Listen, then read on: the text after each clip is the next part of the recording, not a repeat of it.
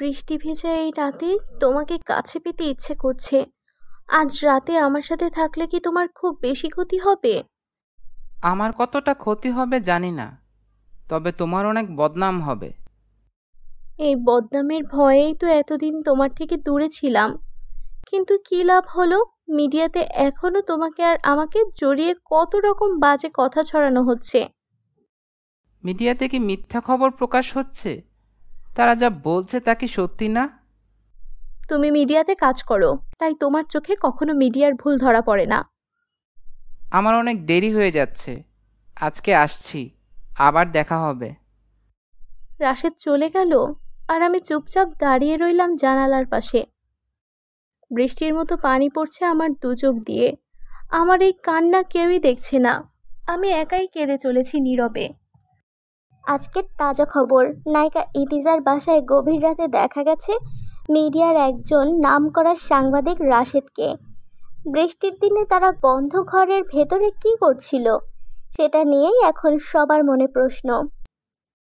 তুই কি আমার বদনাম করতে চাস? আজকে মিডিয়াতে কী সব খবর প্রচার করা হচ্ছে সেটা কি দেখেছিস? বাবা, তুমি তো নিজেই দেখেছো, আমি রাত 10টার মধ্যে বাসায় চলে এসেছিলাম, আর খবরে বলা হচ্ছে আমি নাকি গভীর রাতে বাড়ির বাইরে ছিলাম।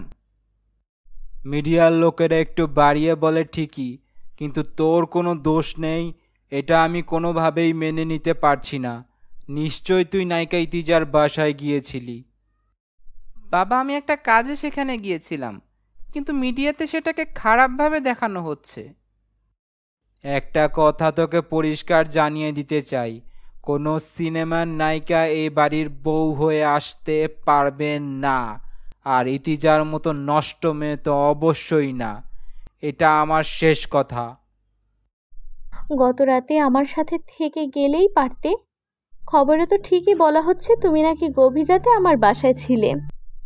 কি আর বলবো, যারা খবরটা প্রকাশ করেছে তারা রাত আর গভীর রাতের মধ্যে পার্থক্যটা মনে হয় বুঝতে পারেনি। তোমার কথা শুনে মনে হচ্ছে তুমি এখনো মিডিয়ায় পক্ষেই আছো। তার মানে তো গত রাতে তোমার সাথে আমার কত কিছু হয়েছে। আমি যদি এখন বলি আমার পেটে তোমার বাচ্চা, তাহলে কিন্তু সবাই বিশ্বাস করবে। খুব মজা লাগছে তাই না? আমার কিন্তু মোটেও মজা লাগছে না। যাই হোক, তুমি কি এইসব বলার জন্য ফোন করেছো? আরে দাঁড়াও, তাজা খবর আছে। আজকে তোমার অফিসের পাশের হোটেলে আমার সিনেমার শুটিং হয়েছে। যদি দেখতে ইচ্ছে করে তাহলে চলে এসো। তুমি নায়কের সাথে রোম্যান্স করবে আর আমি সেসব দেখতে আসবো? মোটেও না। আমি এখন রাখছি। আমি জানি আজকে তুমি আসবে, আর আমিও প্রস্তুত থাকব। আজকে তোমাকে প্রমাণ করে দেব তুমি আমাকে ভালোবাসো।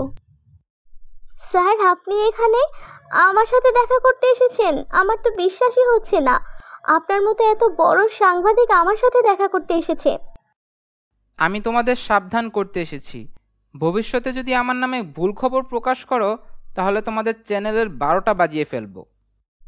স্যার, আমার তো কোনো দোষ নেই। আমাকে যা বলা হয়েছে আমি সেটাই করেছি।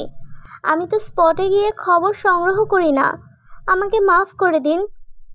সেটাও ঠিক, এখানে তোমার কোনো দোষ নেই, সব দোষ আমার।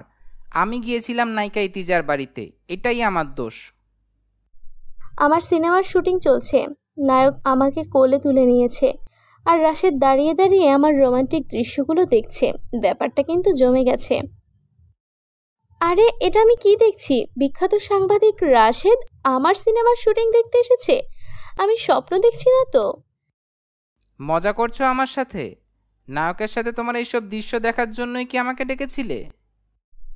নায়ক আমাকে কোলে নিয়েছে, এটা দেখেই এত রাগ। নায়ক যখন বিছানায় আমার সাথে রোম্যান্স করে, সেই দৃশ্য দেখলে তো তুমি নায়কের সাথে মারামারি শুরু করে দিবে। আমি কেন নায়কের সাথে মারামারি করতে যাব? নায়ক তোমার সাথে যা ইচ্ছা তা করবে, এতে আমার কি? তুমি যে কি করবে সেটা তোমার চেহারা দেখে স্পষ্ট বোঝা যাচ্ছে। যাই হোক, চলো তোমাকে একটা জায়গায় নিয়ে যাব। কোথায় নিয়ে যাচ্ছ সেটাই তো বললে না। এমনিতেই আজকে তোমাকে আর আমাকে নিয়ে কত খবর ছড়িয়ে পড়েছে। কাজী অফিসে নিয়ে যাচ্ছি। আজকে তোমার আর আমার বিয়ে। আমার কিছু বন্ধু অপেক্ষা করছে কাজী অফিসের সামনে। আরে বলো কি, পাগল হয়ে গেলে নাকি? আমার বাবা আমাকে ঘাট ধাক্কা দিয়ে বাড়ি থেকে বের করে দিবে। তাড়াতাড়ি গাড়ি থামাও, বাসায় যাব আমি। আজকে তো আমাকে ভয় পাইয়ে দিয়েছিলে, ভেবেছিলাম আসলেই কাজী অফিসে নিয়ে যাচ্ছ। আমার মতো একটা নষ্ট মেয়ে কি তোমার মতো নামি দামি পরিবারের ছেলেকে বিয়ে করতে পারে? সেই যোগ্যতা কি আর আমার আছে? আমি তো মজা করছিলাম তোমার সাথে। তুমি যদি সত্যিই আমাকে কাজী অফিসে নিয়ে যেতে, তাহলে আমি সত্যিই তোমাকে বিয়ে করতাম। কিন্তু আমি তোমাকে বিয়ে করতাম না। তুমি আমাকে বিয়ে করতে চাইলেও আমি তোমাকে বিয়ে করব না, কারণ আমাকে বিয়ে করলে তুমি তোমার পরিবার থেকে আলাদা হয়ে যাবে। এত সুন্দর একটা জায়গায় এসে এসব দুঃখের কথা শুনতে ভালো লাগছে না। অন্য কোনো বিষয় নিয়ে কথা বলি। আর কি নিয়ে কথা বলবো? তোমার আর আমার মাঝে দুঃখের কথা ছাড়া আর কোনো কথাই নেই। তোমার সাথে আমার বিয়ে ঠিক হয়েছিল, কিন্তু আমাদের বিয়েটা ভেঙে গেছে। সেই দিনটার কথা আমি এখনো ভুলতে পারি না। এইসব কথা এখন থাক, চলো তোমাকে বাসায় পৌঁছে দিয়ে আসি। আঙ্কেল, আপনি আমার বাসায়? আমার তো বিশ্বাসই হচ্ছে না আপনি এসেছেন। আপনি দাঁড়িয়ে আছেন কেন? প্লিজ বসুন। আমি এখানে বসতে আসিনি ইতিজা, তোমাকে কিছু কথা বলতে এসেছি। তুমি খুব ভালোভাবেই জানো রাশেদ আমার একমাত্র ছেলে, আর ওর ভালোর জন্য আমি সব কিছু করতে পারি। আঙ্কেল, আমি জানি রাশেদকে আপনি অনেক ভালোবাসেন, আর আমি এটাও জানি যে আপনি সব সময় ওর ভালো চান। রাশেদের সাথে তোমার সম্পর্কটা কখনোই আমার পক্ষে মেনে নেওয়া সম্ভব না, তাই আমার মনে হয় রাশেদের সাথে তোমার দেখা না করাটাই ভালো। ঠিক আছে আঙ্কেল, আপনি যেটা বলবেন আমি সেটাই করব। আজকের পর থেকে রাশেদ আমার চেহারাটা আর দেখবে না। আজকের তাজা খবর, জনপ্রিয় নায়িকা ইতিজা নদীতে ঝাঁপ দিয়েছে। তার লাশটা এখনো খুঁজে পাওয়া যাচ্ছে না। যেই নদীতে নায়িকা ইতিজা ঝাঁপ দিয়েছে সেই নদীতে প্রায় সময় কুমির দেখা যায়, তাই ধারণা করা হচ্ছে নায়িকা ইতিজাকে কুমিরে খেয়েছে। 5টা বছর পার হয়ে গেছে, কিন্তু এখনো মনে হয় ইতিজা বেঁচে আছে। জানি না আমার কেন এমন মনে হয়, হয়তো আমার মনের ভুল। স্যার, আমার কাছে ইতিজা ম্যাডামের একটা খবর আছে। ইতিজা ম্যাডাম বেঁচে আছে, মনে হয় বাবুগঞ্জ নামের একটা গ্রামে আছে। এইসব খবর তুমি কিভাবে জানলে? আর তোমার এইসব কথা যে সত্যি সেটা আমি কিভাবে বিশ্বাস করব? স্যার, আমি কেন আপনাকে মিথ্যা কথা বলবো? আজকে আমি পুরনো কিছু ফাইল নিয়ে কাজ করছিলাম, তখন হঠাৎ করে ইতিজা ম্যাডামের একটা ফাইল আমার হাতে চলে আসে।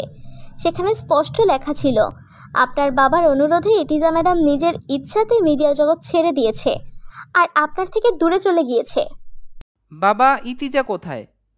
ওকে কোথায় লুকিয়ে রেখেছো? আজকে আর আমার কাছে কিছুই লুকাতে পারবে না। আমি জেনে গেছি ইতিজা বেঁচে আছে। আজকে তোর কাছে কিছুই লুকাবো না। হ্যাঁ, ইতিজা বেঁচে আছে। সেদিন রাতে ইতিজা নদীতে ঝাঁপ দেয়নি, সেদিন রাতে ইতিজা বিষ খেয়েছিল। আমি ওকে হসপিটালে নিয়ে গিয়েছিলাম, তারপর ইতিজাকে আমাদের পুরানো বাগান বাড়িতে নিয়ে রেখেছি। এত বছর ইতিজা সেখানেই ছিল। কিন্তু বাবা, এসব করে কি লাভ হলো?